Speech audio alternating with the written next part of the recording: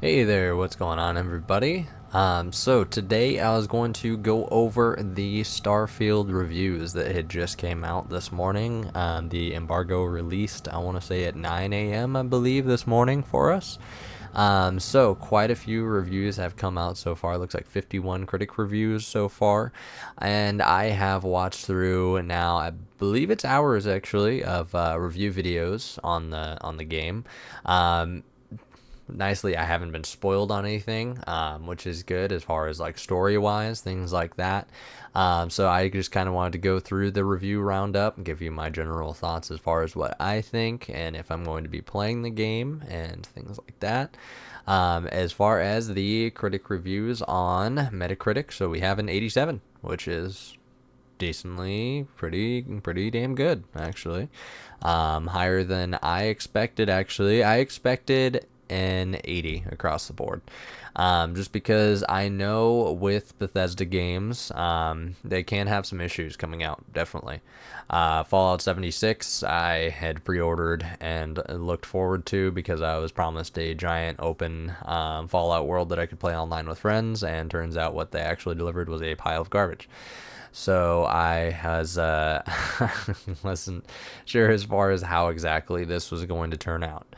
But I am pleasantly surprised by the reviews. I have been looking forward to this game for a while. I've actually had this Starfield controller sitting off to the side for a little while. Haven't opened it up yet, but plan to probably tonight when I start playing the game.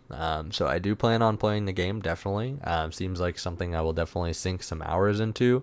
I don't know if it'll be the game of the year for me, however. I do believe that it is going to be a good time.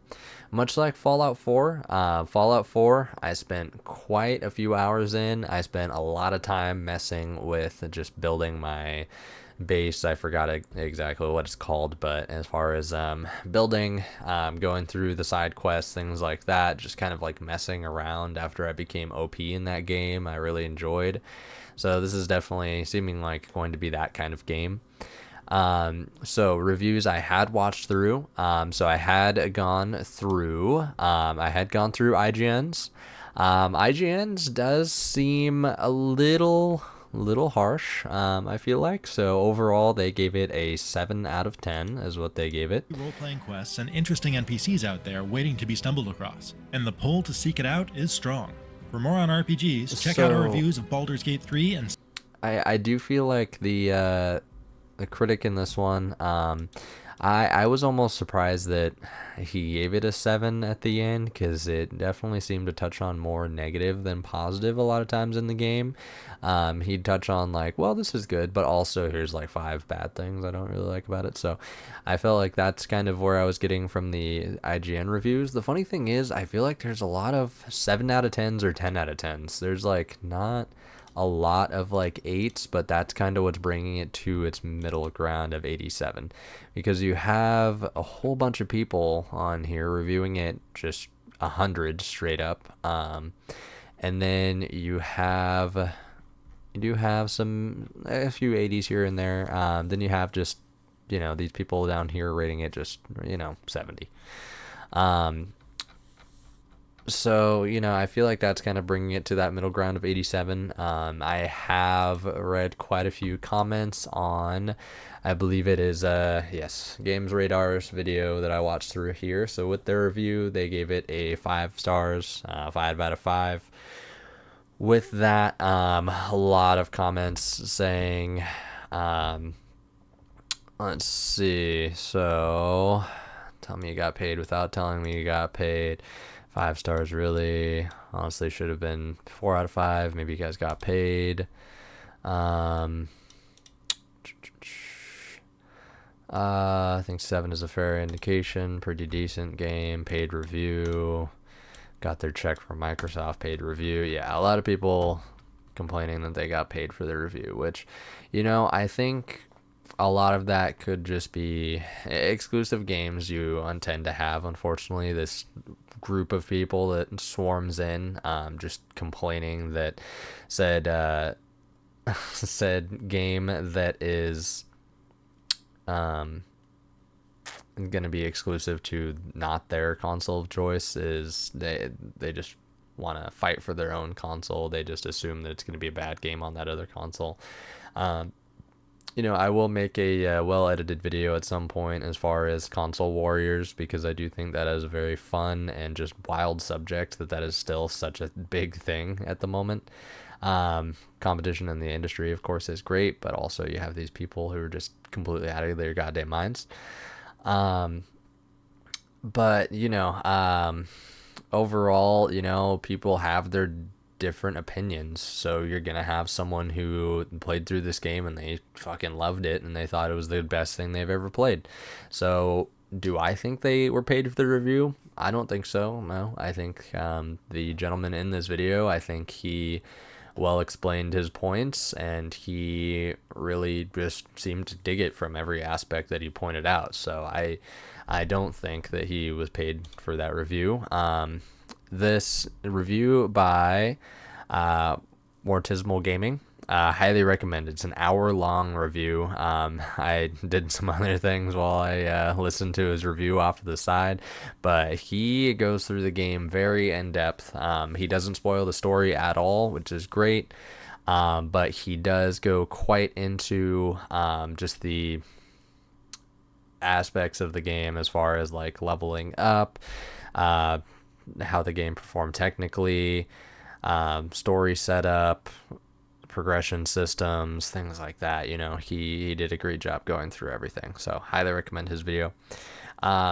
So overall, my closing on this is I do think that it is reviewing decently well, and I am excited to definitely try it. I will probably be streaming it, actually, so if you guys want to check that out, please do. 87 overall, great score so far. I'm sure there are still some reviews rolling in. It is a massive game.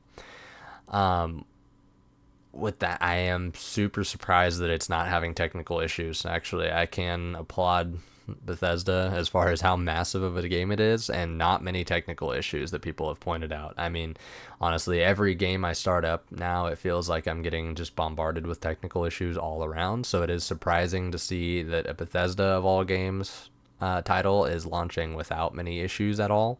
So that's awesome. It seems like a big positive of the game is the story aspect of it. A lot of people touched on in the story there are some choices you can make here and there.